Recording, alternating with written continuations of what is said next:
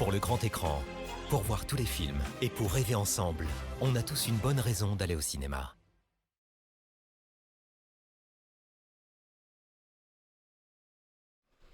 Mesdames et messieurs, bonjour, bonjour Mastar, bonjour Dodo, bonjour Michel, j'espère, bonjour Mastar, bonjour Dodo.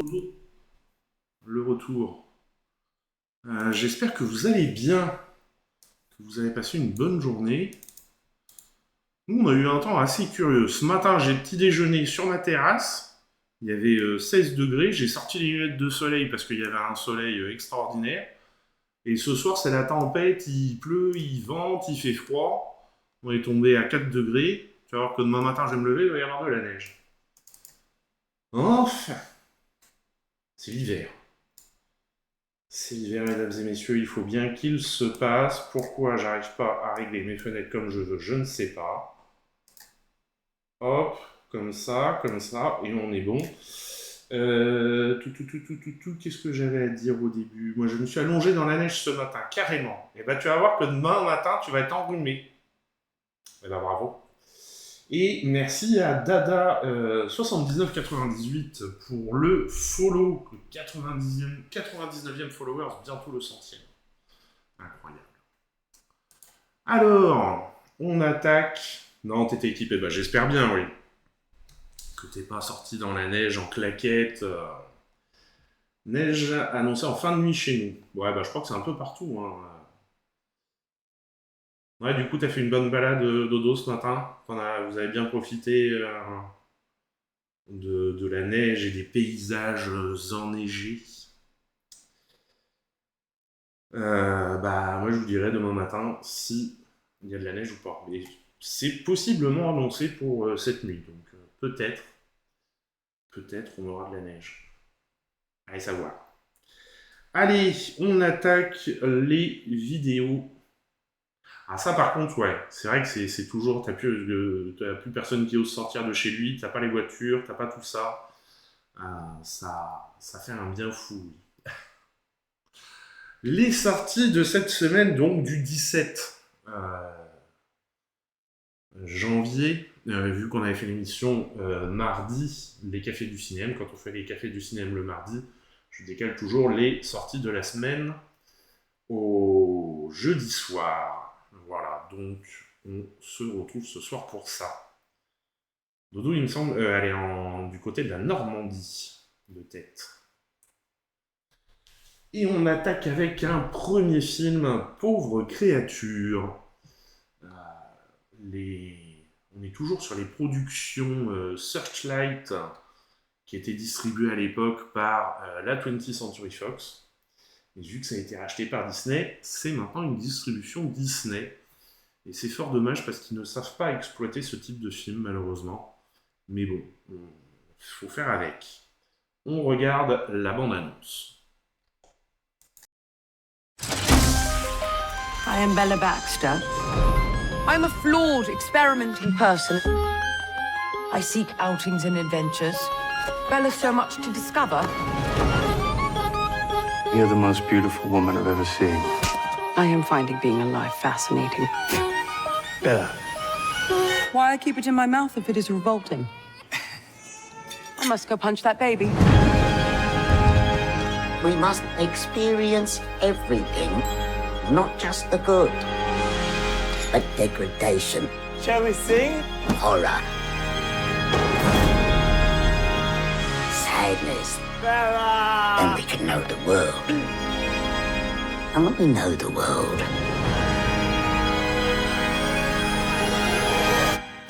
is ours. No more. Anymore's too much.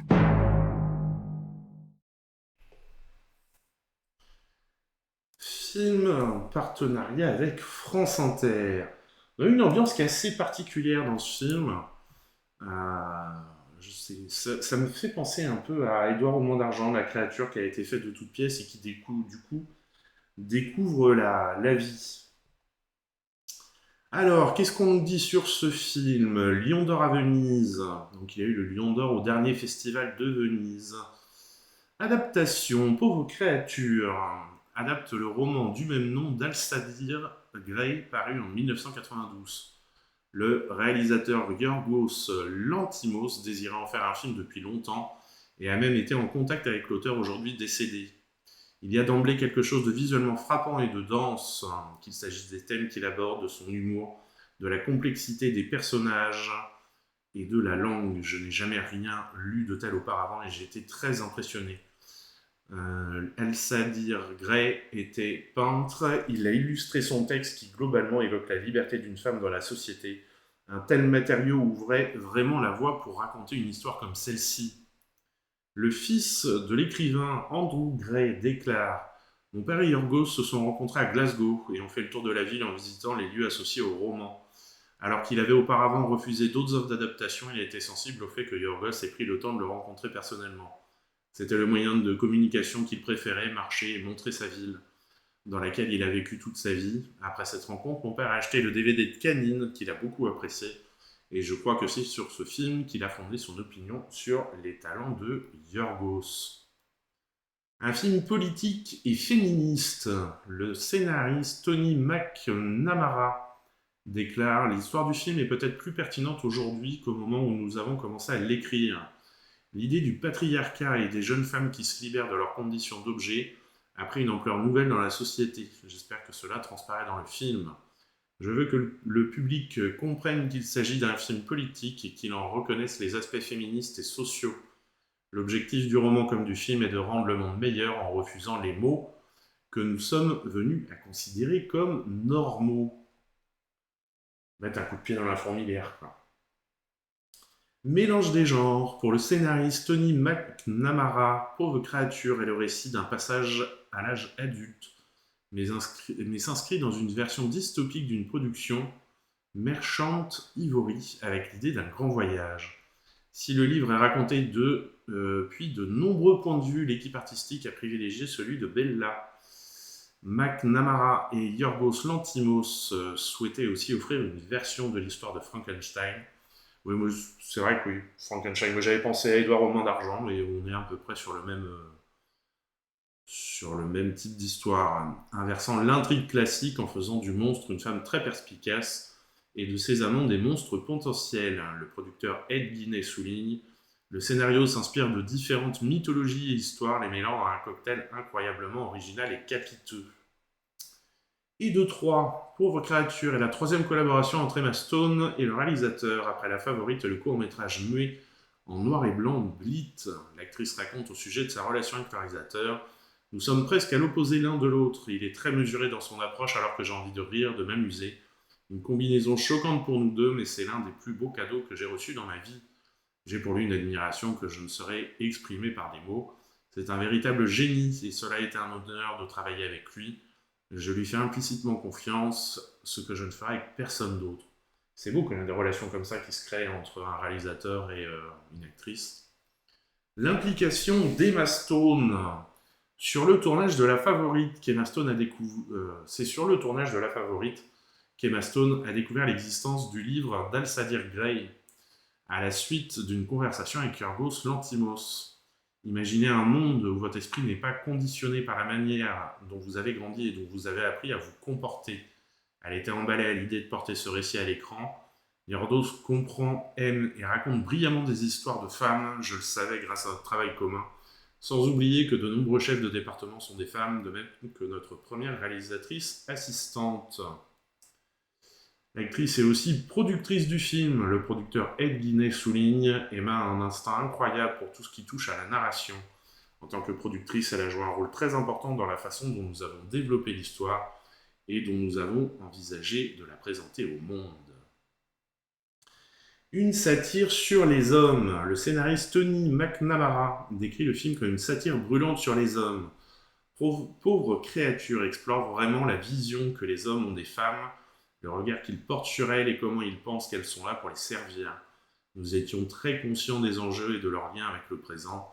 Le film traite de la tension patriarcale à travers les yeux de Bella, et le ton choisi par Yorgos pour l'aborder ne pouvait avoir meilleur écrin qu'une salle de cinéma, effectivement. Le film traite de l'évolution et de l'émancipation d'une femme qui grandit dans une société masculine très répressive. C'est une grande source de comédie car ses relations avec les personnages masculins sont très franches et révèlent la peur que ceux-ci ont des femmes. Pas de place pour la pudeur, Emma Stone confie à propos de Bella Baxter. J'étais excité et effrayé pour tout un tas de raisons. Bella n'a ni honte, ni traumatisme, ni passé. Elle n'a pas été élevée par une société qui dicte ses contraintes aux femmes. Cela peut être incroyablement libérateur, car il n'y a vraiment aucune recherche à faire pour l'explorer. Bella s'inspire des hommes et des femmes qu'elle rencontre, de l'environnement dans lequel elle évolue, de ce qu'elle mange. C'est une véritable éponge. Une part importante de l'histoire de Bella a trait à sa sexualité, le personnage ne ressentant aucune culpabilité à l'explorer. L'actrice n'a jamais remis en cause les scènes de sexe du film. Dès que je parlais de sexe, elle répondait « Oui, bien sûr, il s'agit de Bella. Nous ferons ce que nous avons à faire », se souvient le réalisateur. Celui-ci a engagé Elle McAlpine en tant que coordinatrice d'intimité. Ça se fait de plus en plus. Au début, cette profession semblait un peu menaçante pour la plupart des cinéastes, mais je pense que c'est comme tout. Si vous êtes avec une bonne personne, c'est génial, et vous vous rendez compte que vous avez besoin d'elle. Elle a rendu les choses beaucoup plus faciles pour tout le monde. Et je me rends compte que j'ai pas allumé ça. Ah ben voilà, c'est quand même mieux comme ça. Pour relever un duo de décorateurs. Non, j'avais pas commencé, excusez-moi. L'équipe artistique a d'abord considéré des villes comme Budapest ou Prague pour le tournage. Toutefois inspiré par les films des années 30, Yorgos Lanthimos a commencé à explorer l'idée de construire un monde propre en partant de zéro. Il voulait que les décors soient visibles à l'écran, qu'ils fassent partie intégrante du film. Il fallait créer un monde pour que Bella puisse l'habiter. Il ne pouvait pas s'agir uniquement d'un univers réaliste. Nous avons donc essayé d'élargir la période, d'insérer des éléments qui font allusion à une certaine époque, permettent d'aller vers le conte de fées ou la métaphore. Se mêlent au final divers éléments qui relèvent de la science-fiction, de l'anachronisme, mais aussi de l'imaginaire. Pour relever ce défi, 2 chefs décorateurs ont été recrutés. James Price et l'artiste et scénographe Sona Ace, qui n'avaient jamais travaillé sur un long métrage. James Price confie: c'est une situation assez singulière que d'être invité à collaborer avec un autre chef décorateur, mais devant l'ampleur de la vision de Yorgos, c'est vraiment un coup de génie de nous avoir réunis. Il aurait été impossible pour une seule personne de tout faire, 2 têtes valaient mieux qu'une. Et c'est vrai qu'accepter ça, c'est assez rare. Généralement, les chefs décorateurs aiment bien être tranquilles. Shona S. poursuit. La dynamique entre James et moi était parfaite. Nous sommes complètement différents, mais nous nous entendons à merveille. James m'a dit « Tu travailles à partir des détails et moi à partir des grands bâtiments, et nous nous retrouverons au milieu. » La référence visuelle. La chef décoratrice Shona S. s'est beaucoup inspirée des dessins satiriques du Paris de la Belle Époque, exécutés par Albert Guillaume et jugés futuristes en leur temps. Nous avons toujours essayé d'imaginer que l'histoire se déroulait dans le passé, mais avec la vision du futur. Le réalisateur confie « Je voulais aussi faire un film old school à la manière de Federico Fellini, ou de Michael Powell et Emmerich Pressburger. Nous avons donc regardé certaines de leurs œuvres, ainsi que celles des cinéastes plus contemporains, comme Roy Anderson, connu pour tout réaliser en studio. La production a ainsi investi plusieurs plateaux au studio Origo de Budapest, où elle a construit les mondes complets de Londres et la maison de Baxter, le paquebot, la place de Paris et le bordel, l'hôtel d'Alexandrie et les bidonvilles. Pour la ville de Lisbonne, elle a utilisé le plus grand plateau d'Europe continentale au studio Korda de Budapest. Les décors étaient si vastes qu'il n'était pas possible de tout construire. C'est pourquoi des toiles de fond peintes, de la rétroprojection et des écrans LED ont été utilisés. Moi, ça m'étonne, ça m'impressionne, on le sait pourtant, hein, mais ça m'impressionne à chaque fois ce qu'ils sont capables de faire pour rendre c'est pas tourné en décor réel, mais aller mettre des écrans LED, des toiles de fond, tout ça, c'est quand même assez extraordinaire. Des cheveux qui en disent long. La chef coiffure et maquillage Nadia Stasey collabore pour la 3e fois avec Emma Stone après La Favorite et Cruella. En lisant des articles sur les femmes de l'époque victorienne, Stasey a remarqué que ce qui importait le plus était souvent les règles à suivre. À l'époque, ce qui était considéré comme féminin et attirant pour les hommes étaient les cheveux très longs, à condition qu'ils soient uniquement portés à la maison. C'est pourquoi Stasey a décidé que Bella ne porterait jamais ses cheveux relevés. À l'époque, ce qui était considéré comme féminin et attirant pour les hommes étaient les cheveux très longs à condition qu'ils soient uniquement portés à la maison. Mais du coup, comment tu fais quand t'es pas à la maison? Ah, tu fais un chignon, tu regroupes derrière. Ah ouais, peut-être. Des tatouages prétendument temporaires. Pour le rôle de Sweeney, Nadia Stacey a envoyé au réalisateur une photo de référence d'une femme victorienne couverte de tatouages et lui a proposé que dans une scène, Sweeney se révèle couverte de tatouages de la tête aux pieds. La chef maquilleuse a dessiné plus d'une centaine de tatouages différents. Il a fallu 4 heures pour les appliquer sur Catherine Hunter. 4 heures à se faire maquiller au pinceau très certainement pour que ce soit... parce que les tatouages, ça reste quand même généralement des traits assez fins. Et bien, quel enfer! Ces dessins qui étaient censés s'effacer après une douche sont restés 3 jours sur le corps de l'actrice. Quand elle a fait la première douche et qu'elle a vu que ça partait pas, je pense qu'elle a eu un petit moment de blanc là. Sur le corps de l'actrice qui confie avec philosophie, je commence à prendre de l'âge, je n'aurais jamais pensé à me faire tatouer, mais s'il n'avait pas disparu, j'en aurais été très heureuse. Un visage à la Francis Bacon. Nadia Stacey a puisé sa principale référence pour Baxter dans les peintures de Francis Bacon.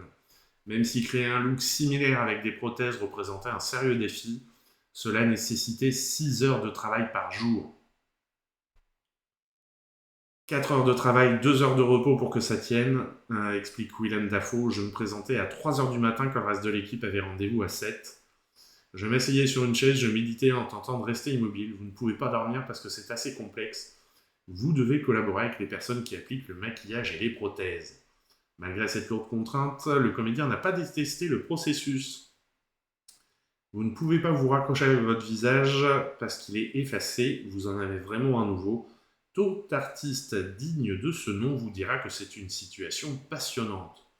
Alors, passionnante, mais faut quand même tenir les 6 heures. Hein. 4 heures immobile, sans bouger, sans... Quel enfer. T'imagines, là, t'as l'envie d'éternuer qui te prend un moment. Puis même, toi, tu vas pas aux toilettes, c'est... Waouh, quoi, bravo. Une pellicule sur mesure. Yorgos Lanthimos tenait à tourner en Ektachrome, un type de pellicule fabriqué par Kodak. Mais le réalisateur le voulait en 35 mm, ce qui signifie devoir le tailler d'une certaine façon. Comme il n'était pas possible de l'acheter directement, l'Ektachrome en 35 mm a été fabriqué spécialement pour les besoins du film. Voyons. Il s'agit essentiellement d'une pellicule à inversion de couleur, positive et non négative. Plus vibrante, elle préserve l'aspect original et fourmille de couleurs et de détails. Et bah, vous voyez, on en apprend tous les jours, mais ça, Deux acteurs français dans le film. Damien Bonnard est au casting du film, l'acteur français ayant livré des prestations de haute volée dans Les Misérables, Les Intranquilles et Le Sixième Enfant, avait annoncé en juin 2023 sur Instagram qu'il y aurait une scène dans le film de Yorgos Lanthimos.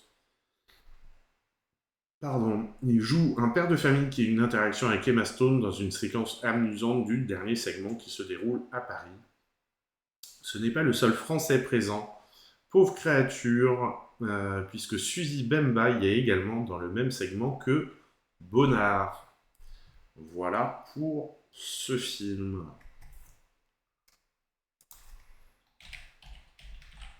Mais en tout cas, la bande-annonce est intrigante. Il y a vraiment une création de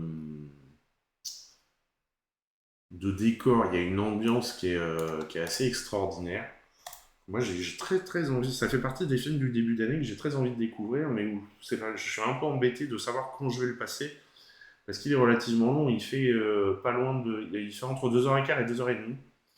Et sachant qu'on a d'autres films qui risquent de mieux marcher et qui sont aussi longs, c'est pas facile à gérer dans une grille de programmation.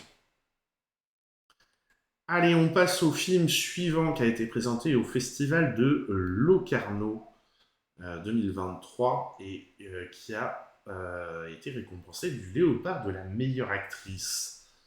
Animal, dont on regarde la bande-annonce.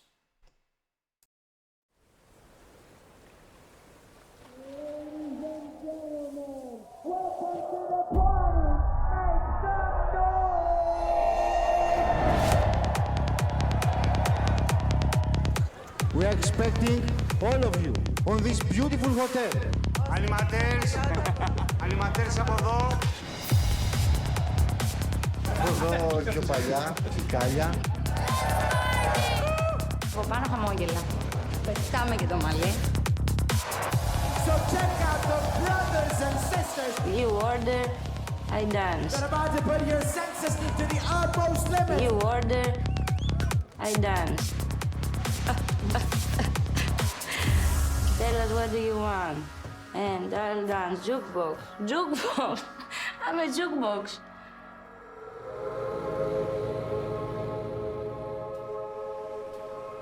Είδα στα νύχτα με ένα όνειρο. Ήμουν πάνω στη σκηνή, αλλά η σκηνή ήταν στο σπίτι μου. Βλέπω καν όνειρα. Κοιμάμαι και τίποτα και μόνο. Τίποτα.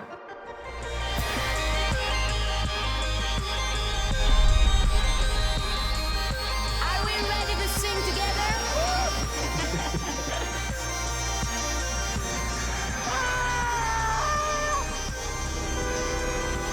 Beautiful! Θα γύρισα πίσω.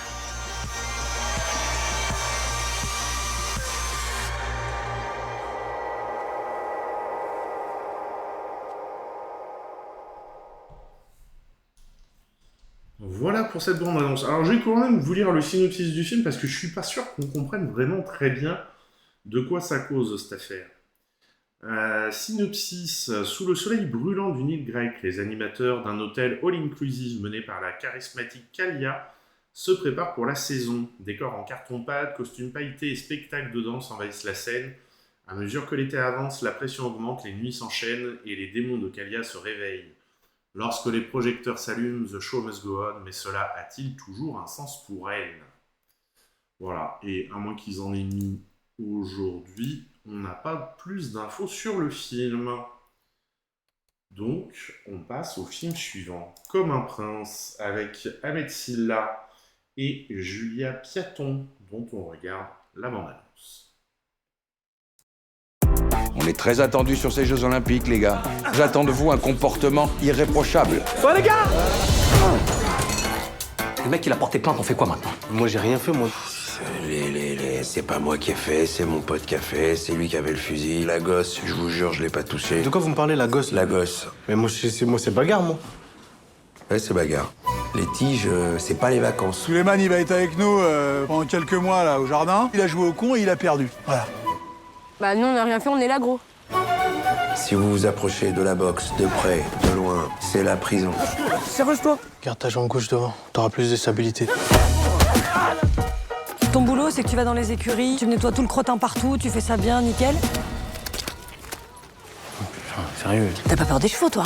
Non. Bon bah ça va bien se passer alors. Bah oui, ça va bien se passer, ça va bien se passer. Tu rentres, tu cours, bouclier et tu tombes. Je rentre, je cours, bouclier, je tombe. Ah mais t'es un fond, toi!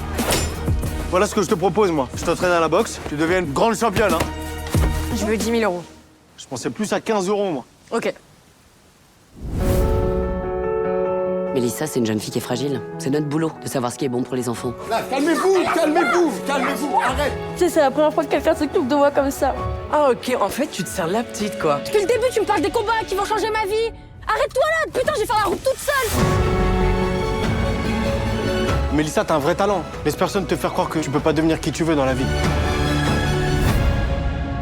T'étais où, putain? Ça, c'est quoi? C'est pour faire peur aux sangliers? Bah non, c'est au cas où il y a des pédophiles, tu vois. Frappe les couilles, après je leur enfonce dans le cul. D'accord. Il travaille bien, mademoiselle Dodo. Révise bien tes cours. C'est important. Alors, qu'est-ce qu'on dit sur le film? Un fan de boxe, Ali Mariar, est un très grand fan de boxe et de films sur le noble art. Le réalisateur a commencé à pratiquer ce sport à 17 ans et a longtemps rêvé d'être champion olympique. Rien que ça, le mec qui commence la boxe, ton rêve champion olympique. Bim. Il se rappelle, je n'ai pas pu accomplir ce rêve parce que ma mère préférait me garder à la maison que de me voir partir loin. J'ai également une grande passion pour l'histoire, notamment pour les châteaux français. J'aime imaginer ressentir en les visitant ce qui a pu s'y dérouler des siècles auparavant. Nous passons, les monuments restent. Alors bon, il y a peut-être une question de niveau aussi pour la boxe, pas que le fait que sa mère préférait le garder à la maison plutôt que de le voir partir loin, parce que s'il avait vraiment du level, j'imagine quand même que les entraîneurs auraient réussi à trouver un terrain d'entente avec la mère. Ces deux univers, celui de la salle de boxe et celui de Chambord, servent de cadre au film sans que j'en ai vraiment pris conscience. Comme mon personnage, je n'ai pas pu être champion olympique, mais je suis devenu acteur. C'est seulement pendant le tournage que je me suis rendu compte de ce que j'avais mis de moi dans ce film. Transmission. Avec Comme un prince, Ali Mariar voulait parler de transmission, un thème qui lui est cher. Souleymane transmet son savoir de boxeur à Mélissa, jeune fille qui vit en foyer, et dont l'avenir est tracé par ses éducateurs, les personnages qui évoluent au château, où il purge sa peine de travail d'intérêt général, transmettent également à Souleymane en lui permettant de s'intéresser à autre chose qu'à la boxe et d'entrevoir d'autres horizons. À l'origine, le réalisateur voulait jouer le personnage principal de Comme un prince, mais en n'ayant qu'à réaliser le film. Je pensais que c'était hors de portée. Et puis Julien Guetta m'a poussé en me disant que j'avais une vision si précise du projet sur le ton et sur le rythme qu'il fallait absolument que je passe derrière la caméra. En même temps, c'est vrai que c'est lui qui porte le projet, ça aurait été con que ce ne soit pas lui qui le réalise. Je ne pouvais pas faire les deux, jouer et diriger, c'était trop lourd à porter. J'ai choisi de mettre en scène, et pour le rôle principal, j'ai tout de suite pensé à Ahmed Silla, pour ses qualités comiques, bien sûr, mais aussi pour sa profonde sensibilité, je ne voyais personne d'autre que lui. Enfin, quelqu'un qui est normal, parce que tout le monde, il y a quand même beaucoup de monde qui le dit, tourner, réaliser et jouer, c'est extrêmement dur, et il y a quelques fous quand même qui arrivent à le faire. Je ne sais plus quel acteur-réalisateur comme ça l'avait fait une fois, il avait dit « plus jamais ». Soit je réalise, soit je joue, mais les deux en même temps, je l'ai fait une fois, j'ai donné, merci, c'est invivable. Ahmed Silla, boxeur, il a dû entamer très en amont du tournage un régime et une préparation physique pour asseoir une vraie crédibilité. Le comédien s'est ainsi entraîné au sein du meilleur club de France où Ali Mariar a lui-même pratiqué la boxe. Le BAM, l'héritage des Mureaux, le cinéaste confie. En quelques semaines, les progrès techniques et physiques ont été fulgurantes. Ahmed a pris une dizaine de kilos de muscles pour se façonner.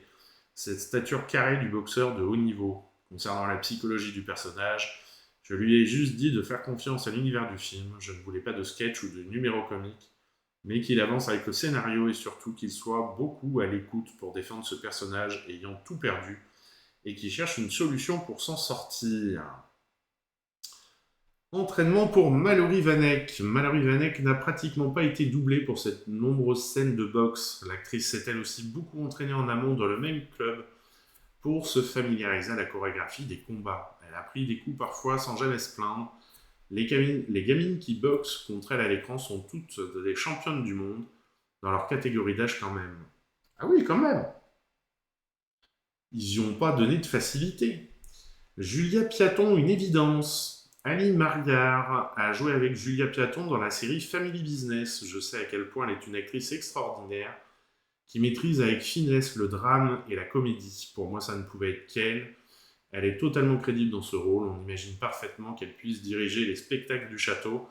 Et en même temps, elle a cette modernité qui fait qu'elle peut s'intéresser à quelqu'un comme Souleymane, ne pas être impressionnée ou avoir peur de lui, mais au contraire de le trouver touchant. Comme avec une bonne partie du casting, je suis très proche de Julia. C'était important et rassurant pour un premier film d'être entouré de gens que je connais bien. Et ça, je le comprends bien. Parce que c'est vrai que si tu as des personnes sur qui tu peux t'appuyer, tu dois te sentir quand même soulagé d'un certain poids. Retrouvailles. Le réalisateur retrouve également Igor Gottesman, avec qui il a tourné dans Five et travaillé sur Casting, mais aussi Jonathan Cohen, après Budapest, Family Business et La Flamme, sur lesquels il a collaboré au scénario. Scènes de boxe et château. Les scènes de boxe, notamment celles où il y a du public, ont été les plus compliquées à tourner pour Ali Mariar. Même si la plupart des figurants en salle ou sur le ring étaient des professionnels. Le réalisateur raconte « J'ai mis beaucoup d'exigences. Pas question que cela paraisse bidon, j'ai écrit une bonne partie du film à Chambord. Un endroit que j'ai fini par connaître par cœur. J'y ai passé beaucoup de temps et j'ai beaucoup observé. J'y ai trouvé de nombreuses idées, dont celle du conteur qui existe sur place. J'y ai joué les scènes dans tous les décors. Chambord était l'endroit idéal pour l'histoire car le château est bâti au milieu d'une forêt qui fait la superficie de Paris. Il fallait isoler le personnage, le bloquer là en immersion, qu'il ne puisse même pas sortir boire un café. Et pour le coup, Chambord, comment il est foutu le château de Chambord par rapport à la ville? Je ne me rappelle plus. On voit.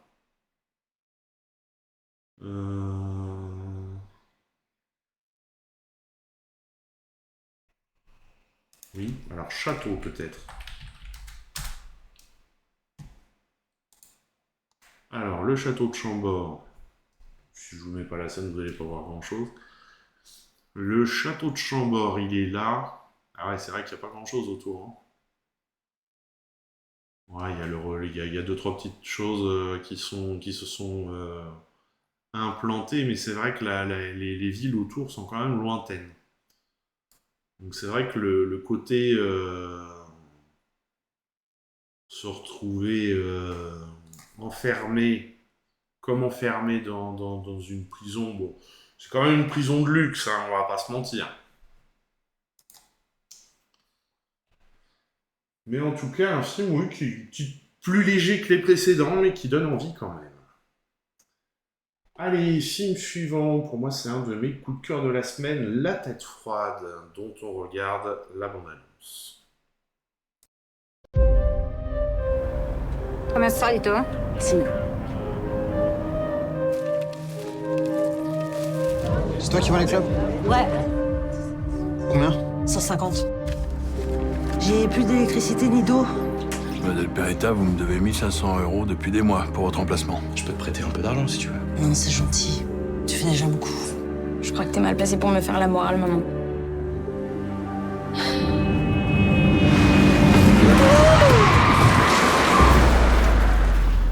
I tried to cross by the mountain, but police was there. Il était au bord de la route, alors je me suis dit qu'ici on pouvait l'aider. Ah bah oui, vous avez bien fait. What's your name? Suleiman. Suleiman. I know a lot of people who would give money to cross with your magic. It's a good business. On the road, don't take any risks. Don't stop or talk to anyone. Be discreet. It's too big for me. Mary, I need you. On dit qu'il y a une femme du coin qui fait passer des gens. Je les ai descendus à la gare, en bar. Vous seriez pas la première à être tentée par un peu d'argent facile. Tu vas faire ça toute ta vie? Putain, mais maman, c'est la honte! T'as tout foutu en l'air pour finir comme ça, là! Comment t'as pu me faire ça, putain? I often make bad decisions. Hey! Come back! Suleiman! If they speak, we are dead. I can make the police disappear.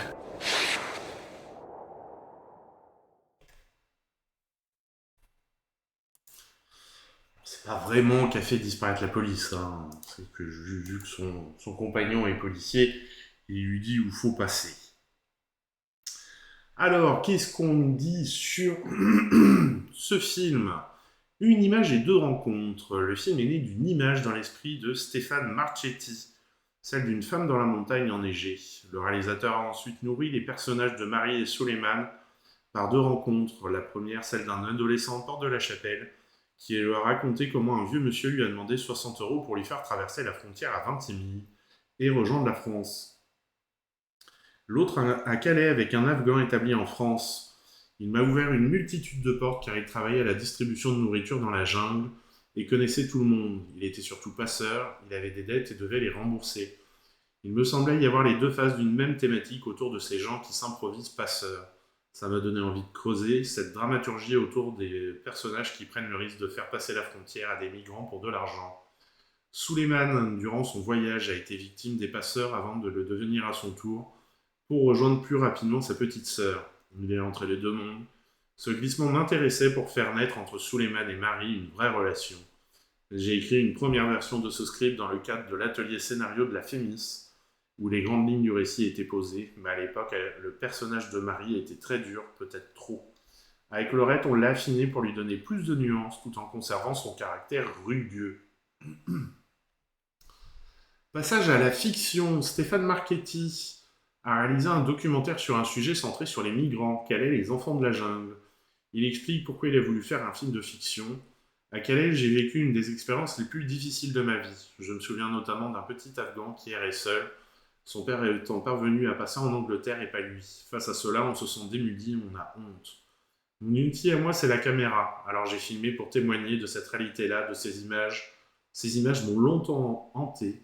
Je voulais continuer à creuser cette thématique. La fiction me semblait la continuité naturelle de mes documentaires, car elle existait au plus profond de moi, avant le documentaire et le reportage que j'ai pratiqué presque par hasard, même si ça a été un heureux hasard. Avec la tête froide, je reviens à ce que j'ai envie de faire depuis 6 ans, de la fiction.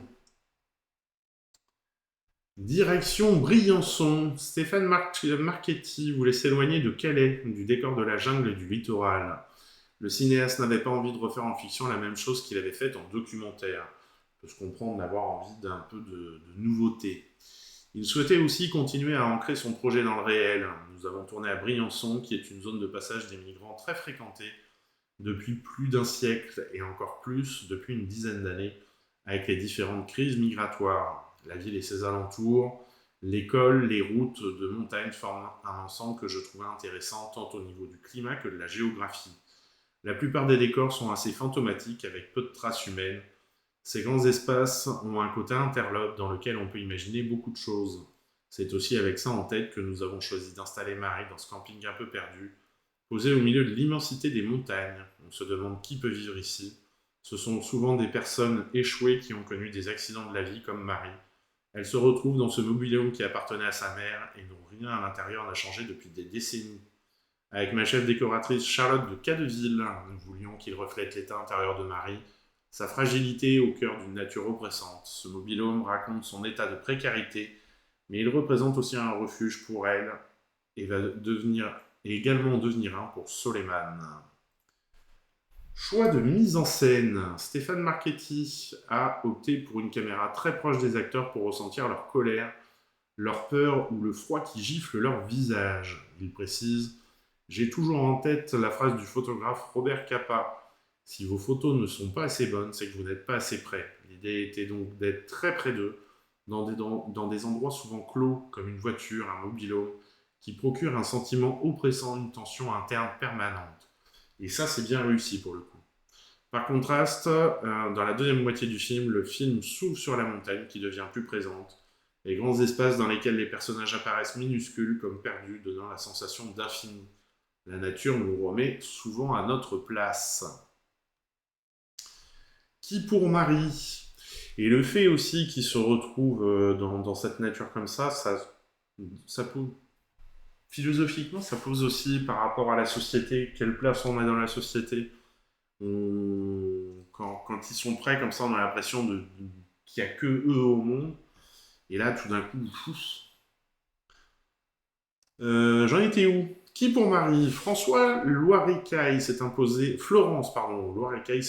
comme une évidence pour Stéphane Marchetti. Et ce, dès la fin de l'écriture du scénario. Le metteur en scène se rappelle. Elle possède ce côté brut, revêche, presque un côté badass, mais elle a aussi cette fragilité, cette sensibilité à fleur de peau que je cherchais pour le personnage de Marie. C'est une femme totalement fissurée à l'intérieur, que si elle n'est pas dure, elle s'effondre. Elle assume tout ce qu'elle fait au moins en surface, mais à l'intérieur, elle doute et culpabilise.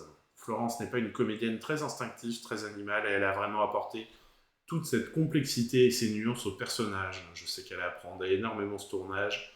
D'ailleurs, elle m'a dit assez tardivement qu'elle n'aimait ni le froid ni la neige. Loupé. La pauvre.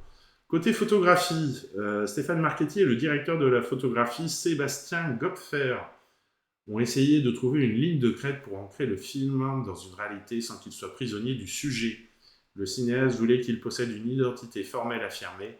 Sans jamais trahir le réel, il s'agit de transmettre au spectateur la dimension dramatique qu'on trouve dans les différentes ambiances du film. On a privilégié pour le cadre et la lumière une approche émotionnelle pour capter les lumières inquiétantes de la nuit ou l'âpreté des intempéries. On a beaucoup travaillé sur les images de montagne et de la nuit, qui sont deux éléments très importants dans le film. Dans les séquences montagnardes, je voulais jouer sur la perte de repères qui vous gagne souvent quand vous êtes en montagne. Peu importe où vous tournez la tête, il n'y a que l'immensité blanche, ce qui rend la confrontation avec la nature encore plus effrayante. Pour les séquences nocturnes, le royaume du danger et de la clandestinité, c'était la même volonté.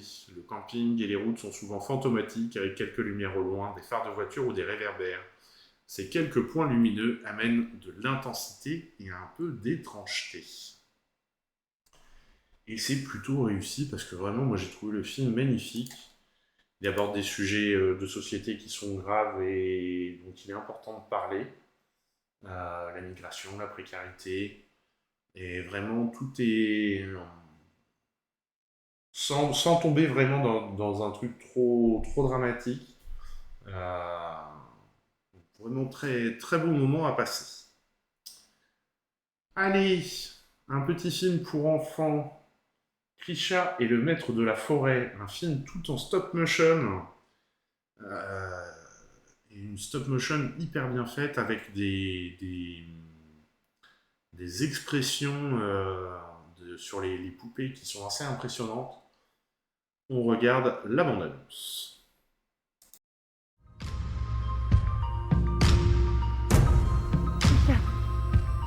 Krisha. Krisha. Grande sœur, tu t'es encore endormie sur le traîneau. Moi, j'ai vu un ours. Je l'ai vu il y a quelques jours et j'ai rêvé de lui aussi. Attention, Krisha! Les enfants, occupez-vous bien de votre maman. Je vais aller lui chercher des médicaments. Va voir l'ours rouge. Tu devras suivre l'étoile polaire. Et tu trouveras la forêt ancestrale. Sirop de tiens le coup, s'il te plaît. Ma tête! Kolia? Bah, maman, elle a dit qu'on devait prendre soin l'un de l'autre. Vous êtes l'un des nôtres. Pourquoi vous faites ça? Essaie de ne pas m'en vouloir. Maître de la forêt! Vous êtes là? Je suis venu pour vous! Je suis Krisha de la tribu des Yens! Je peux sentir votre présence!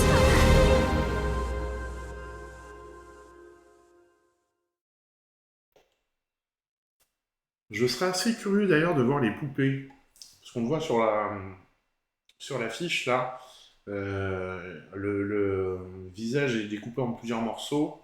Il y a le front avec les cheveux, les yeux sont indépendants, et le bas du visage est indépendant aussi.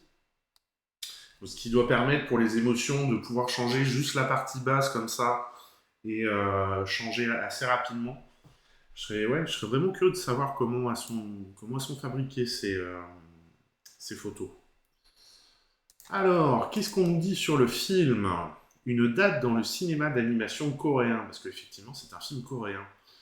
Krisha et le maître de la forêt est le premier long métrage d'animation en stop motion produit en Corée depuis Kong Ji-wi et Pajwi en 1977. Ah ouais, ils n'ont jamais fait de stop motion depuis. C'est drôle ça. Pourtant la Corée est quand même productrice de films. Il s'agit du premier long métrage de Jae-bom Park, qui est à la tête du studio Yona, spécialisé dans l'animation en stop motion. Un véritable défi. La production a duré 3 ans et 3 mois. Chaque plan a nécessité 8 heures de tournage. 22 poupées, 10 décors pour 850 plans. 22 poupées. Mais il n'y a pas 22 personnages. Ah oui, c'est ce que je dis. Oui. Les décorateurs du film souhaitaient avoir le moins possible le recours à la 3D. C'est pourquoi tous les éléments de la nature, comme la montagne enneigée, la grotte au tapis de mousse humide ou l'aurore boréale suspendue, jusqu'aux plus petits accessoires, ont été fabriqués à la main. Comment ils ont réussi à fabriquer une aurore boréale? Ça, par contre, je serais vraiment curieux de voir ça. Le réalisateur détaille. Tout en écrivant le scénario de mars à décembre 2019, dès le mois de juin, Nous avons travaillé simultanément sur la conception des personnages. Nous avons commencé à fabriquer des décors à partir de juillet, à concevoir le storyboard de septembre à novembre, puis l'animation proprement dite de novembre à décembre. Le tournage a commencé le 23 janvier 2020 et s'est achevé le 8 mai 2021. Ensuite, la post-production a duré 1 an, d'août 2021 à août 2022. Krisha et les siens, les Nénettes, dont s'est inspiré Jeroboam Park pour le film, sont un peuple autochtone de Russie qui vit à proximité du cercle polaire. Ils sont 45 000, dont 10 000 d'entre eux maintiennent avec dévotion leur mode de vie ancestral. Les Nénettes dépendent des rennes pour leur subsistance. Ils entretiennent avec eux une relation particulière. Ils les considèrent comme un don que leur fait la nature en échange du soin qu'ils en prennent. Leur religion est basée sur un système de croyances chamaniques et animistes. La terre et ses ressources font l'objet d'un culte. Alors, on va pas généraliser le truc, mais ça va aller jusqu'au culte, mais au moins y faire attention pour être bien. Genèse, le réalisateur a découvert à l'université le documentaire The Last Tundra, qui documente la vie des Nénettes. Il en a été si impressionné qu'il s'en est nourri pour écrire le scénario d'un long métrage en 2019, alors qu'il était à l'Académie coréenne des arts cinématographiques. D'ailleurs, il a repris le nom des enfants dans The Last Tundra, Kolya et Grisha, bien que Grisha, orthographié Krisha en français, ne soit pas un prénom féminin en Corée. Je me suis aussi rappelé qu'à l'âge de 5 ans, mon père a quitté la maison pendant 1 an pour travailler à l'étranger. Durant son absence, ma mère était malade, et c'était la première fois de ma vie que je ressentais la peur. Ces 2 souvenirs marquants m'ont inspiré pour l'histoire de Krisha. C'est toute l'histoire du film. La force de la stop motion. Si Jeroboam Park utilise la stop motion comme technique d'animation, c'est pour sa texture et sa chaleur. Le fait de pouvoir toucher, sentir et interagir avec les personnages dans la vie réelle me réconforte plus que tout. Deuxièmement, j'aime pouvoir montrer des choses familières sous un angle nouveau. Un tissu carré devient une mer agitée ou une aurore fantastique. Le polystyrène devient un tas de neige ou une montagne enneigée. Le fait que les propriétés de la matière puissent renaître dans les animations en stop motion est une qualité qui leur appartient. Elle est irremplaçable et pleine de charme. Voilà pour ce très très joli film pour enfants. Alors il est mis à partir de quel âge? Il est mis à partir de 8 ans. Ouais, c'est ça, 8 ans. Ils ont changé le site, c'est mal lisible je trouve. Les âges, ils ont mis ça sur un espèce de dégradé de couleurs, écriture blanche. C'est pas joyeux, mais vraiment très très beau film. Alors bon, moi je connais pas la vie des Nénettes, mais a priori ça a l'air assez fidèle à leur manière de vivre, leurs croyances et tout. Donc vraiment très joli. Pour les enfants et les plus grands, parce que pour l'avoir vu, moi j'y ai passé un très bon moment. Allez, film suivant, on part sur une comédie romantique avec Le Voyage en pyjama, dont on regarde la bande-annonce. Excusez-moi, le vol de 9h15, s'il vous plaît. Pourquoi à votre départ? Vous appelez Paul-Émile, dit Victor. Vous êtes le mari d'Anne, vous êtes professeur de lettres et vous avez une grenouille qui s'appelle Ninette. Je pars pour Compostelle à vélo. Et si je venais avec vous? Bah, pourquoi pas?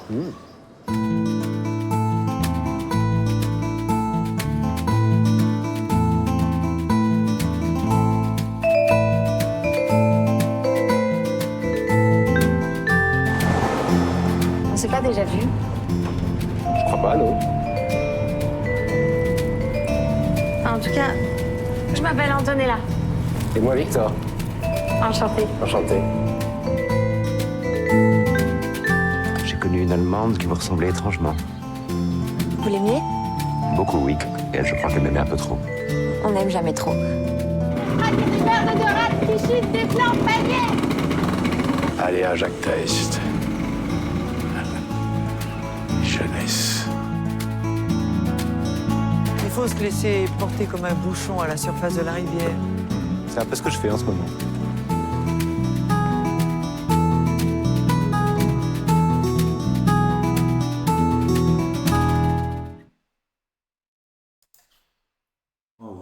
pour cette présentation. Alors, que nous dit-on sur le film ? Naissance du projet. Après les Oiseaux, que Pascal Thomas a réalisé et écrit avec Roland Duval, qui fut son professeur de français à Montargis, et à qui il dédie le film Voyage en pyjama, les deux hommes ont pensé à faire un film à sketch. Nous voulions faire une sorte de catalogue de nos entreprises de séduction depuis l'adolescence, lesquelles étaient bien sûr le plus souvent sans suite et parfois cocasses, étant donné nos bourdes de séducteurs et nos maladresses dans ces moments-là. Nous en avons rédigé plusieurs versions, mais au fil du temps, nous étions rendus compte du manque d'intérêt du public français pour les films à sketch, à l'inverse du public italien. Nous nous sommes orientés vers une comédie qui, selon Paul Léoto, contient aussi toutes les stratégies, petites ou grandes, avec la volonté de prendre des acteurs qui, comme Scapin, dès son entrée en scène, incarnaient la drôlerie. Il ajoute « J'ai tourné d'autres films, j'ai fini par reprendre ce projet avec Nathalie Laforie, qui m'avait conseillé sur l'ensemble de mes films et m'avait montré la plupart d'entre eux. Voyage en pyjama est maintenant l'histoire d'un professeur de lettres plutôt fantasque qui, profitant d'un congé sabbatique, décide de faire une promenade dans son passé amoureux pour revoir celles qui ont bien voulu de lui. Pourquoi le pyjama ? Ça, c'est une bonne question. Pascal Thomas explique pourquoi il a choisi le pyjama. Comme souvent dans la vie, tout commence par le hasard. Au petit matin, ce professeur est sorti de son lit par sa femme pour qu'il l'accompagne à l'aéroport. N'ayant pas le temps de s'habiller, il enfile un imperméable sur son pyjama. Au bar de l'aéroport, il s'aperçoit que son épouse s'est envolée avec les clés de la voiture et de la maison. Gênant. Une rencontre faite dans ces bars va l'entraîner à effectuer une promenade dans cette région qu'il a parcourue dans sa jeunesse pour revoir ses anciennes petites amies. Une façon pour lui de redessiner sa carte du tendre. Retrouvailles. Pascal Thomas a sollicité plusieurs comédiens qu'il connaît bien, comme Barbara Schultz, Hippolyte Girardot, Pierre Arditi, Louis-Do Lequessin. On m'arrive souvent dans mes films, mais en réalité, dans la mesure du possible, je suis un réalisateur fidèle. Barbara Schultz, par exemple, qui joue ici la femme infidèle de Victor, a commencé avec moi. C'était pour une publicité, on ne s'est plus perdu de vue. Le choix de Alexandre Laforie. Pour Victor, Pascal Thomas voulait quelqu'un de beau, séduisant, élégant et sensible. Tout ça à la fois, ça fait beaucoup. Acteur non professionnel, Alexandre Laforie avait déjà joué de petits rôles dans plusieurs de ses films. Le cinéaste se rappelle, à chaque fois il avait été d'une grande justesse et avait rendu heureux tous ses partenaires. Il a de nouveau fait l'unanimité dans l'équipe.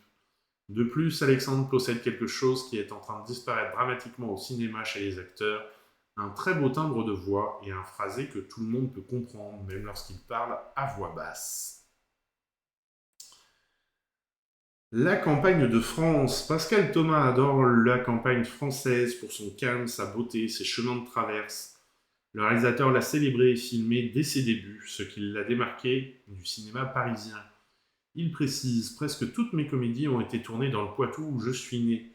Comme mes films ont beaucoup circulé à l'étranger, je trouve amusant de penser que ce petit coin de France si préservé est désormais connu dans le monde entier. Grâce à Eric Langlois, mon producteur, sur ce film, nous sommes allés dans la Sarthe où il vit et travaille. Nous avons été soutenus par la région des Pays de la Loire. Non seulement la campagne de ce département est elle aussi splendide, mais ses habitants sont très accueillants. Ils nous ont permis de filmer sans retouche, dans leur maison meublée, avec grand goût. Un film qui bouge, Le Voyage en pyjama. Dans Le Voyage en pyjama, le personnage de Victor prend plusieurs moyens de transport. Pascal Thomas nous en dit plus quant à ce choix narratif. La richesse d'un film, c'est sa variété, dans toutes ses composantes, dialogue, personnages, lieu où il se déroule, musique.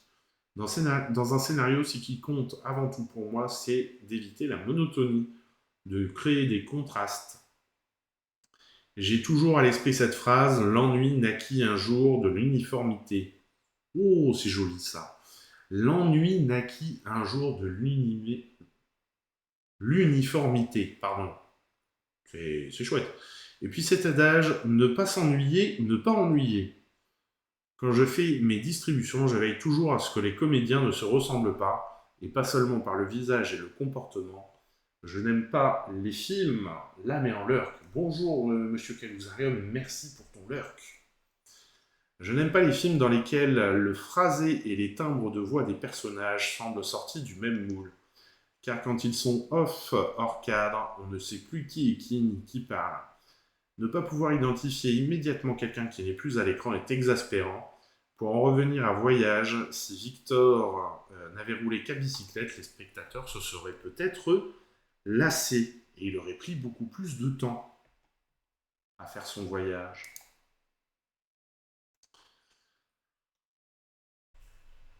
Allez, film suivant. Les Chambres Rouges.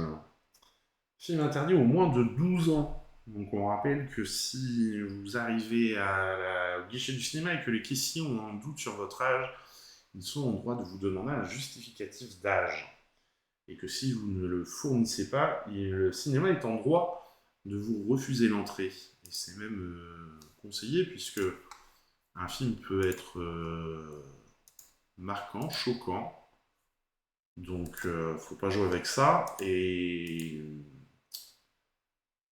si jamais il y a un contrôle et que vous avez moins de 12 ans dans un film interdit aux moins de 12 ans, il n'y a pas que le cinéma qui prend une amende, vous prenez une amende aussi. Donc bon, tant qu'à faire, autant éviter les emmerdes. Les Chambres Rouges, donc, on regarde la bande-annonce. Monsieur Chevalier, vous êtes accusé de 3 chefs distincts de meurtre, outrage au cadavre et production et distribution de matériel obscène. Mon client plaide de non coupable, monsieur le juge. Tu sais que c'est sa fête bientôt? Dans 3 semaines, ouais. Tu penses qu'il essaie de faire un cadeau? J'ai un petit mot à dire à ces groupies, celles qui hantent la salle d'audience à chaque jour. Ben, on vous voit. Ludovic Chevalier est l'auteur de ces meurtres qu'il a filmés pour un auditoire prêt à payer pour voir ça en direct dans ce qu'on appelle des chambres rouges. Je l'entends de voir si on entend ça. Non, on l'entend jamais. Comment tu sais ça?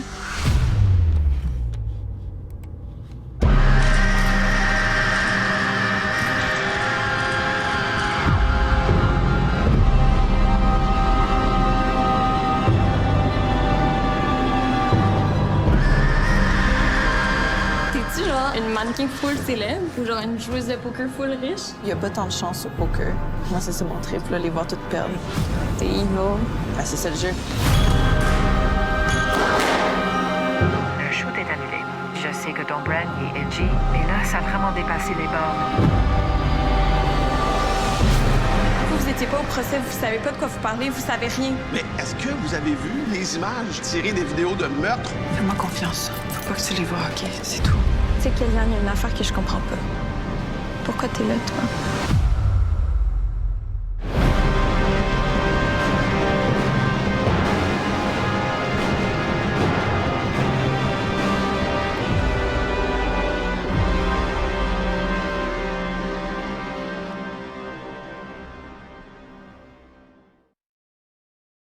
Bande-annonce fort intrigante, mais qui me donne bien envie. Et je me rappelle, chaque jour quand je suis au bureau et que je mange au bureau, quand je regarde un film et je suis toujours en train de faire d'autres choses à côté en même temps que je regarde le film. Je lis un mail, je finis de répondre, de remplir un dossier, toujours un petit... Je me rappelle que quand j'ai lancé ce film, au début j'étais en train de faire d'autres choses et très rapidement, mais genre très très rapidement, hein, au bout de 5-10 minutes de film, j'ai tout lâché pour ne me concentrer que sur le film, tellement j'étais happé par le film. Et c'est pareil, le collègue qui mangeait à côté de moi, j'y ai tourné l'écran pour qu'il puisse regarder, parce que c'est pareil, il arrêtait pas de regarder comme ça, et puis il suivait plus son... Je crois qu'il était en train de se regarder une petite série, et il suivait plus sa série du tout, là, on était tous les deux, on a été, voilà, pris par le bout du nez, comme ça, là, puis... Donc vraiment, il y a une manière de faire le thriller, parce qu'on n'est pas sur un film de justice, on est vraiment sur un film d'enquête, et il y a vraiment une manière de faire l'enquête, de mener ça, de filmer les personnages. Puis il faut dire, cette actrice qu'on voit sur l'affiche, l'actrice principale, a vraiment un physique, un regard qui fait que on est happé par elle. Et quand on voit le sujet en plus, il y a vraiment tous les éléments pour faire Alors, je vous ai dit tout à l'heure, Tête froide, j'ai eu un coup de cœur dessus. Mais le très très gros coup de cœur, la ultime de la semaine, c'est Les Chambres Rouges. Et ça fait un moment que moi personnellement, j'ai pas vu de thriller à ce niveau-là, de réalisation, de tout. Il mériterait de passer dans les festivals pour gagner en popularité, en visibilité. Je suis sûr qu'il gagnerait, il pourrait gagner pas mal de prix et il aurait certainement une vie plus de succès auprès du public. Alors, qu'est-ce qu'on nous dit sur ce film ? Un phénomène sous-étudié. Selon l'Internet Movie Database, plus de 5000 films ou séries sont répertoriés sous l'étiquette serial killer. La fascination morbide qui leur est consacrée atteint aujourd'hui son paroxysme avec toutes les séries de true crime qui affluent sur les plateformes streaming. Pourtant, un phénomène curieusement sous-étudié, autant à l'écrit qu'en audiovisuel, est l'assurance magnétique que des femmes éprouvent pour ces tueurs. Le cinéaste Pascal Plante explique « C'est immanquable, aussi abject soit le meurtrier, il se fera courtiser par bon nombre d'admiratrices. » Charles Manson recevait toujours environ 20 000 lettres par an, incluant des demandes en mariage quotidiennes jusqu'à sa mort en 2017. Et cette fascination débute dès l'arrestation du suspect. À chaque procès médiatisé, c'est inévitable, des groupies s'ameutent dans les salles d'audience. Elles sont majoritairement des femmes, mais qui sont-elles ? La réponse est complexe et comporte plusieurs facettes, mais la question en soi fut assez obsédante pour stimuler mon imaginaire. Angoisse pandémique aidant, je suis tombé dans un rabbit hole de recherche glauque qui m'a également amené à lire sur la cybersécurité et sur les crimes technologiques. Je voulais que le tueur fictif de ce film en devenir soit un produit de son époque. Il allait de soi de réfléchir aux nouveaux médias pour façonner son profil psychopathique. Est-ce qu'il y a des femmes serial killers ? Parce que du coup, je me pose la question, s'il y a des femmes serial killers, est-ce qu'on a le même phénomène, ou ce seraient des hommes qui seraient les groupies ? On n'a pas la réponse à ça par contre, je ne sais pas du tout. C'est vrai qu'on a plus l'habitude d'entendre parler des hommes serial killers qui tuent des femmes parce que c'est des cons. Mais est-ce qu'il y a des femmes serial killers ? Bonne question. Alors, curiosité morbide. En préparation des Chambres Rouges, Pascal Plante a regardé beaucoup de films tordus, au point de flirter avec apathie face aux images extrêmes qu'il consommait. Mais l'horreur ne se retrouve pas qu'en fiction. Les bulletins de nouvelles sont bien souvent tout aussi sordides. C'est clair qu'en ce moment, on y servi. Dans ses derniers écrits, la critique de la culture Suzanne Sontag disait que le flot incessant d'images violentes dans nos sociétés immunise les téléspectateurs et finit par saper leur capacité à réagir. Que cette diète quotidienne d'horreur suscite finalement de l'indifférence plutôt que de l'outrage ou même de la compassion. Au sommet de sa popularité, il est estimé que la vidéo du meurtre de Junlin par Magnota a été regardée plus de 10 millions de fois en 24 heures. C'est fou ça. Qu'est-ce que cela raconte sur nos pulsions profondes, sur notre société ? Aujourd'hui, être fasciné plutôt que dégoûté par un crime odieux est plus que jamais plausible. Et dire que des médias qui glamourisent les tueurs à coups de surnoms et de gros titres qui stimulent l'imaginaire pour générer des clics, dans un monde où ils sont traités comme des rockstars, devons-nous nous surprendre de leur pouvoir d'attraction ?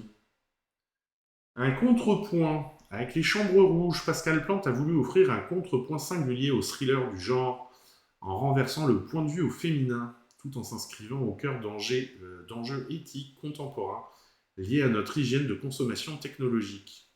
Enrobé dans un cyber-thriller judiciaire tendu et angoissant, Les Chambres Rouges est une œuvre qui réfléchit et critique notre fascination collective envers les meurtriers.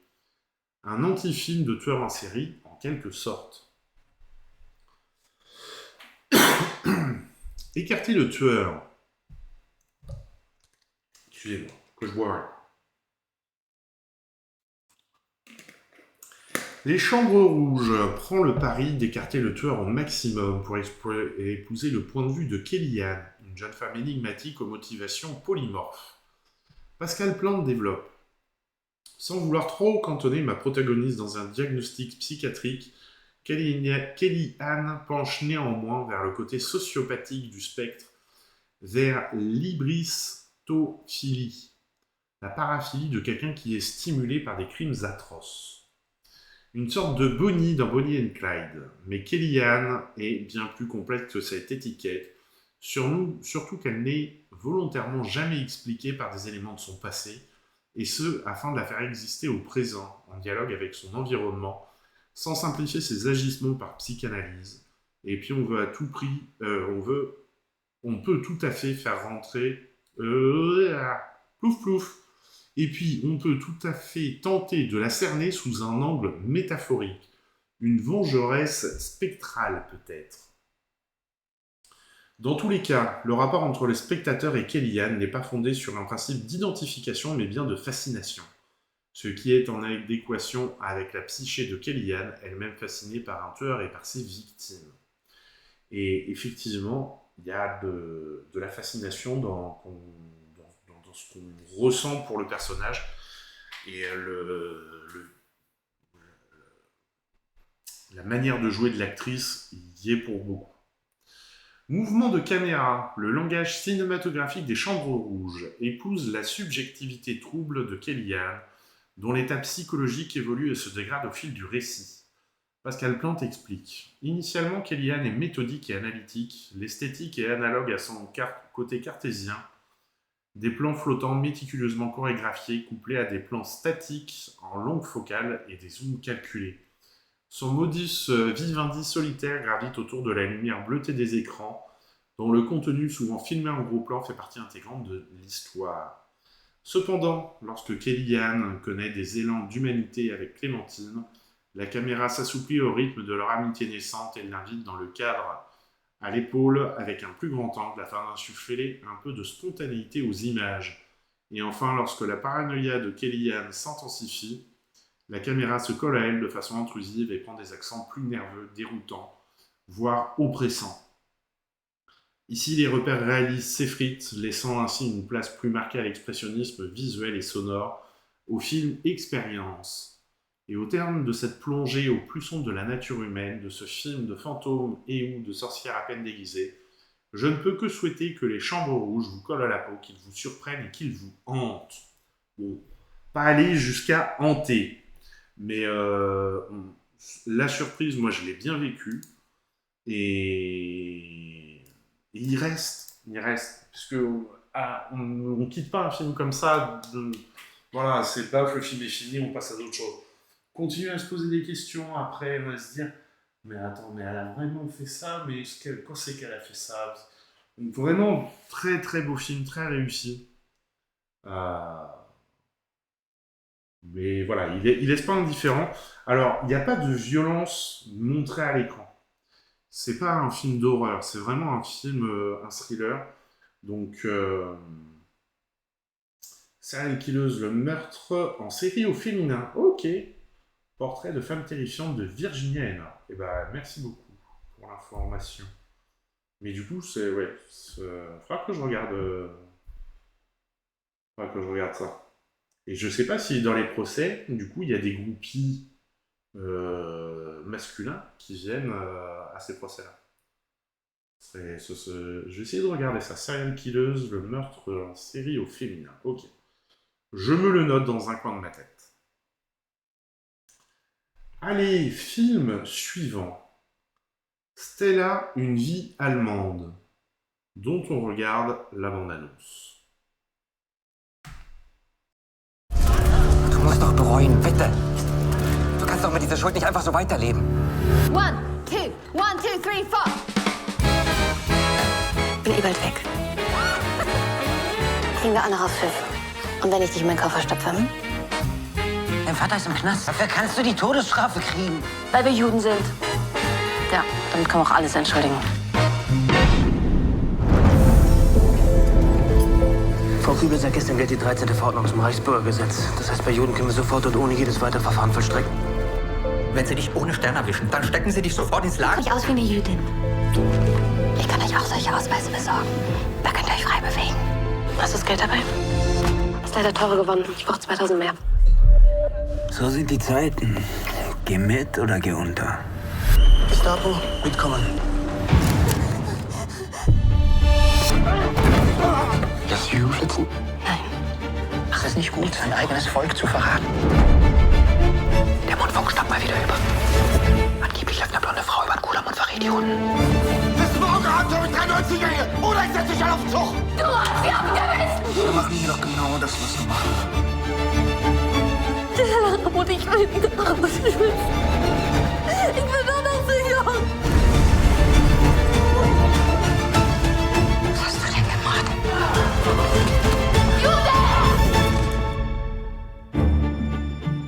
Du hast schreckliche Dinge getan. Das kannst du doch nicht leugnen.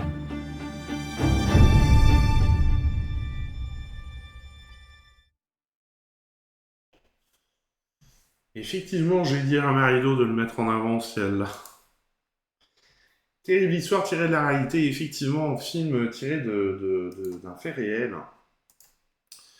Ou comment survivre en fait pendant cette période qui a été très compliquée et jusqu'où on est prêt à aller. Ça, c'est toute la question du film. Et l'actrice qu'on a vue dans plusieurs films, là, elle explose vraiment. Parce que là, elle avait des rôles assez légers. C'est pas le cas du tout ici, hein, on est d'accord. Je vais remettre la photo de l'actrice quand même. Elle était plus sur des rôles dans des comédies romantiques, comédies légères, un peu film d'été. On l'avait vu l'été dernier sur... je sais plus comment il s'appelait le film, mais c'était un film d'été allemand. Et elle rêvait, j'avais vu une interview au moment de la sortie de ce film, elle rêvait d'avoir un rôle vraiment prenant, beaucoup plus ancré dans l'histoire et tout, qui pourrait lui permettre de montrer son jeu. Là, elle l'a clairement. Et elle s'en sort très très bien. Vraiment, ouais, très beau film, très dur, qui pose plein de questions, qui fait se poser plein de questions, parce que finalement, on peut aussi se poser la question, à sa place, qu'est-ce qu'on aurait fait ?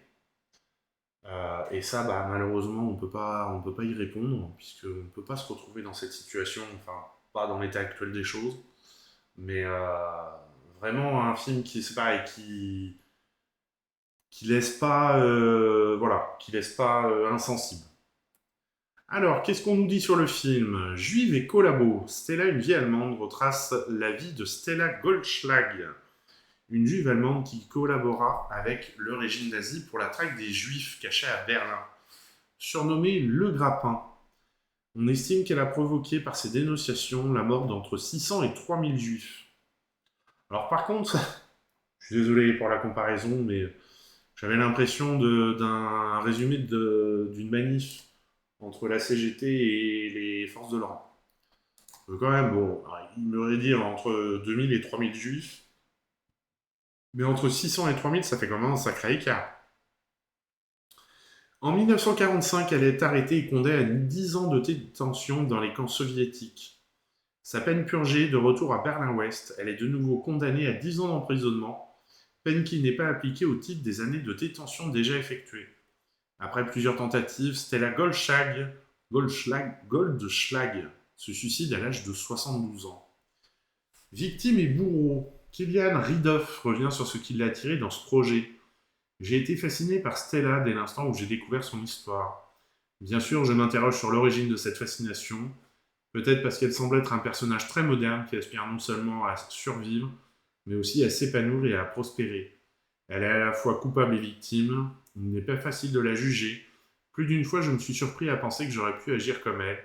Je me suis senti terriblement proche d'elle. En fin de compte, c'est un film qui nous interroge. Que feriez-vous si vous étiez dans une telle situation ? Que feriez-vous si vous étiez un jeune être humain vivant dans une dictature ? Un film inconfortable. Ce film s'est toujours voulu radical. Cela se voit à la fois dans la narration et dans l'esthétique. Il n'y a pas de zone de confort pour le public, pas d'excuses, pas de distance historique qui vous permettent de mettre ce film de côté, comme s'il s'agissait d'un autre film d'époque sur le nazisme. Berlin nous apparaît comme une métropole moderne, rapide, presque séduisante, à laquelle on voudrait appartenir à tout prix. Et c'est vrai que finalement, on est vraiment centré sur elle. On a les nazis qui sont en fond, ils sont vraiment en fond. C'est pas eux qui mènent la danse, c'est elle, c'est ses choix. Et c'est vrai que le film est inconfortable dans le sens où il fait se poser plein de questions. Responsabilité. En 2019, le livre Stella, qui a fait scandale en Allemagne, est paru le livre Stella qui a fait scandale en Allemagne. L'auteur Takis Zürger a transformé en roman d'amour fictif l'histoire vraie de Stella Goldschlag.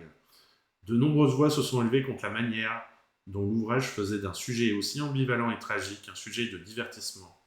La sortie du livre et la réaction suscitée n'ont pas découragé l'équipe du film de porter à l'écran l'histoire de Stella Goldschlag, mais ils lui ont rappelé la responsabilité qu'elle portait.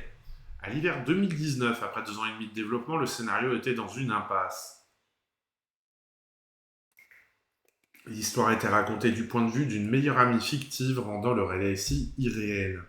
Nous nous sommes rendus compte que nous avions inconsciemment évité d'éprouver la terrible proximité qu'il y a entre ce personnage et nous-mêmes. Dès lors, nous avons décidé de permettre à Stella d'être la figure principale, à laquelle le spectateur devrait s'identifier, de permettre à son histoire de nous parvenir dans toute sa cruauté et de permettre à sa trahison, en d'autres termes, de nous atteindre émotionnellement. Voilà, donc c'est le 3e coup de cœur de la semaine. Si on fait un classement, tout en haut les chambres rouges, juste en dessous Stella et un petit peu plus bas la tête froide. Et on a le trio gagnant. Alors dans les films que j'ai vus, bien entendu, Pauvre créature, je ne sais pas où le placer là-dedans puisque je ne l'ai pas vu. Disney ne nous montre pas ses films à l'avance. Donc, allez, film suivant, Prima Donna, dont on regarde la bande-annonce.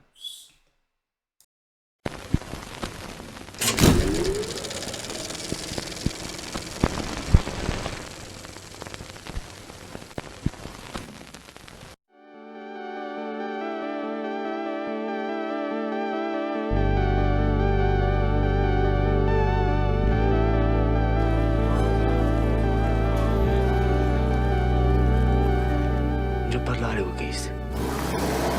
Ce ne de dire ciò che sei.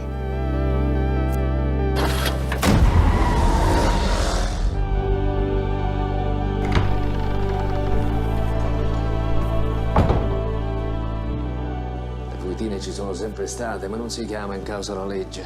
C'è il matrimonio, per riparare all'onore ferito della ragazza.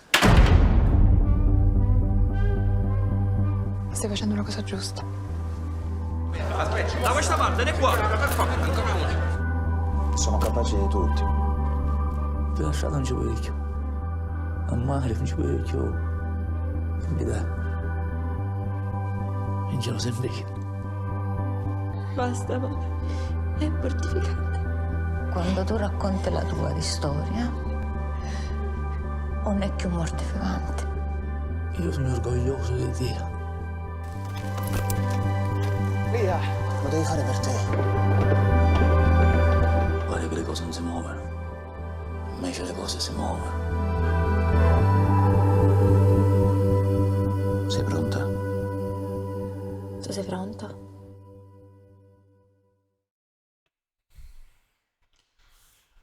Voilà pour cette bande-annonce. Donc on part en Italie, installation de la mafia, tout ça. Je n'ai malheureusement pas d'informations supplémentaires sur le film. Alors, le film suivant. Si proche du soleil. Il me semble que c'est un premier film de tête. J'ai regardé ça. Mais alors, soit la bande-annonce a un problème de montage, soit le film ne doit pas être simple.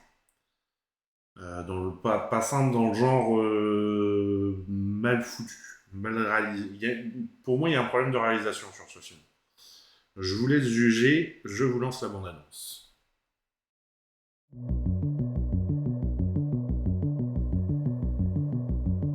va? À chaque fois que je me réveille, tous les matins, Coucou. Bien dormi? je me retrouve ailleurs. Vous êtes qui, vous? T'es pété ou quoi là? Je suis comme téléporté dans une autre vie. Oh, t'as fait la fête toute la nuit ou quoi? Si je comprends bien, vous êtes en train de m'expliquer que demain matin, vous allez vous réveiller dans un autre monde. C'est ça.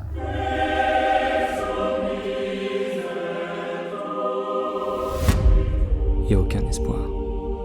Tu vas me prendre pour une folle. Mais j'ai l'impression que t'es pas le David que je connais. Vas-y, casse-toi, ça te coupe ce coup de mes couilles là. Tous ces gens, à chaque fois que je me réveille, est-ce qu'ils sont effacés? Arrête de me prendre pour une conne, tu veux pas juste me dire ce qui se passe? C'est que toi, je veux pas te perdre.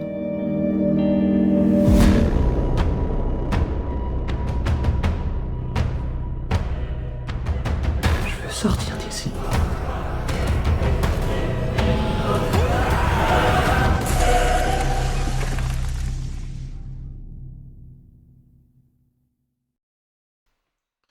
Je trouve qu'il y a quelque chose qui se... C'est pas forcément vrai, le... Qu'est-ce que c'est ça? Festival SMR IF SMR 13, Festival international du film indépendant. SMR 13.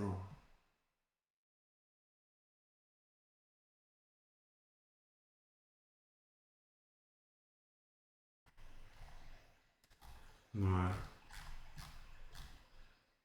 Je sais pas, moi la bande-annonce vraiment me donne pas... me fait pas accrocher sur le film, me vend pas l'envie de voir le film toujours. Bon, c'est voilà, c'est mon ressenti sur la bande-annonce toujours. Allez, alors là, cette semaine on a quelque chose d'assez original, c'est qu'on a des films qui sortent, ils ont même pas fait les bandes-annonces. Donc on a Maël et la Révolution.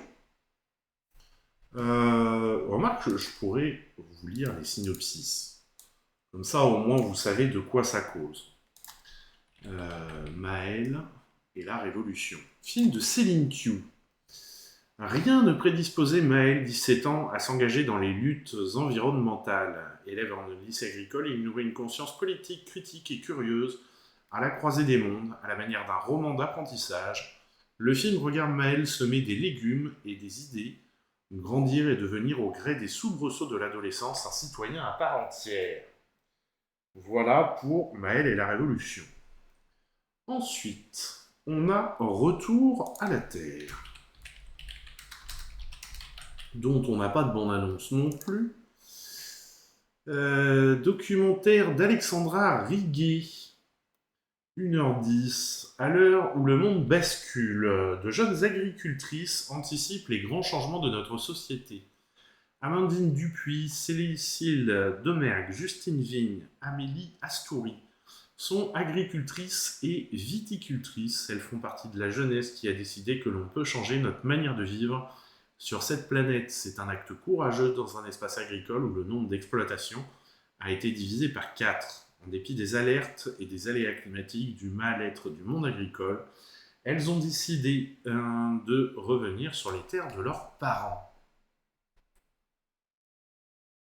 Ensuite, on a Terra Luna. Alors, c'est toute une série de documentaires comme ça, 3 documentaires, qui sortent cette semaine sur l'agriculture et une nouvelle manière de... Enfin, un retour à l'agriculture plus classique et moins expansive. Alors là, on est en plus sur un court-métrage, puisqu'il fait que 49 minutes, celui-ci, réalisé par Aurélie Dubois. Synopsis. En Bretagne, 4 jeunes femmes paysannes ont créé leur propre ferme sur de petites structures. Elles promeuvent une agriculture plus économe, autonome et solidaire. Par leur détermination, elles nous parlent d'une légitimité retrouvée dans un univers gouverné depuis plusieurs siècles par les hommes. Par leur lien subtil au végétal, aux animaux, à la terre, elles questionnent notre rapport sensible au vivant et renouent avec Terra Luna. Voilà pour cette série de documentaires dont on n'a malheureusement pas les bandes annonces. Et c'est maintenant l'heure de Bollywood.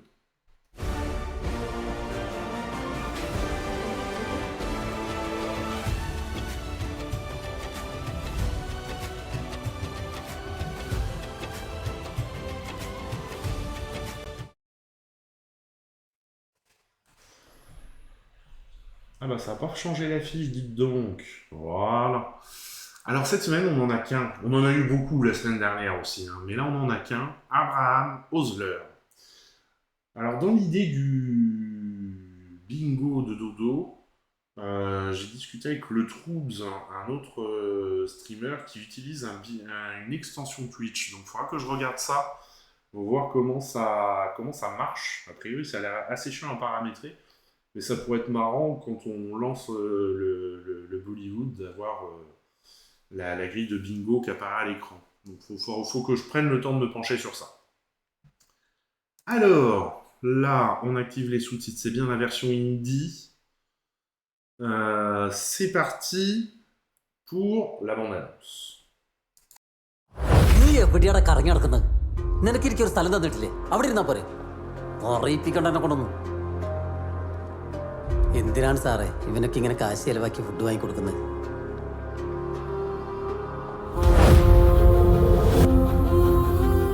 Sir വാങ്ങി തന്ന ഈ ഫുഡ് കഴിക്കുമ്പോൾ എനിക്കല്ല വിഷമമുണ്ട്.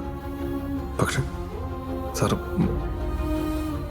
മാസം കൊണ്ടുവന്ന് hotel food മാത്രമേ ഉള്ളൂ എനിക്ക് പുറം ലോകമായ ആകെയുള്ള ബന്ധം. ഓസ്ലർ, ഞാനും താനുമെല്ലാം ഒരേ തൂവൽ പക്ഷികളാണടൂ. We are dead men walking, broken, cursed, forgotten. തൻ്റെ ഭൂതകാലവുമായി താൻ പൊരുത്തപ്പെട്ടാൽ മാത്രമേ തൻ്റെ ഈ ഉറക്കമില്ലായ്മയിൽ നിന്നും തനിക്കൊരു മോചനമുള്ളൂ. തൻ്റെ ഇൻസോംനിയ ക്രോണിക് ആയിട്ടുണ്ട് ഇപ്പോൾ. താൻ ഹാലൂസിനേറ്റ് ചെയ്യാൻ വരെ തുടങ്ങിയിരിക്കുന്നു. പെട്ടെന്ന് വൻതോതിൽ രക്തസ്രാവം വന്നുള്ള മരണം. It's a number 11 scalpel, both pointing and piercing. അയാൾക്ക് ആൾക്കാരെ നന്നായിട്ട് പേടിപ്പിക്കാറിയത്. ഒരുമാതിരി പ്രേതങ്ങളുടെ ശബ്ദം പോലെ. Kind of strange, അല്ലേ? Anything can happen to anyone, anytime, അല്ലേ? ജീവിച്ച് മതിയായ ഒരു മനുഷ്യനെ നമ്മളിനി എന്തു പറഞ്ഞ് ഭയപ്പെടുത്താൻ? അയാളുടെ കണ്ണുകളിലുണ്ടല്ല. I think you deserve to know. ദൈവവും പരദീസയുമെല്ലാം എന്നേ കൈവിട്ടവരാണ് നമ്മൾ. നരകങ്ങളുടെ ആഴക്കയങ്ങൾക്ക് പോലും വേണ്ടാത്തവർ. നമ്മുടെ ശാപമോക്ഷത്തിനായി ഒടുക്കം ചെകുത്താൻ തന്നെ നേരിട്ട് ഇറങ്ങിയാലോ ഓസ്ലർ? അയാളുടെ കയ്യിലുണ്ടെങ്കിലോ ഒരു devil's alternative.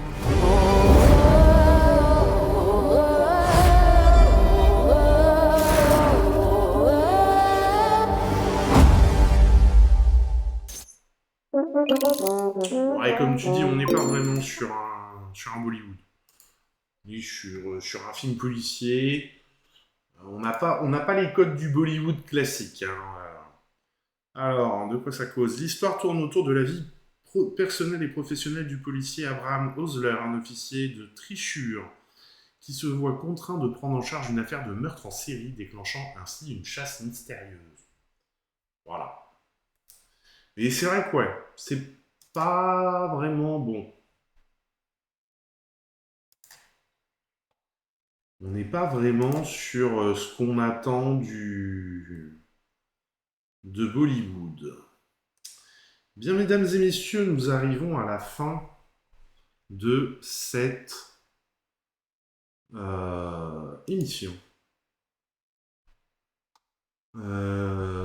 Que dire de plus? Merci à vous d'avoir été présents. Puis voilà, je vous souhaite une très bonne soirée.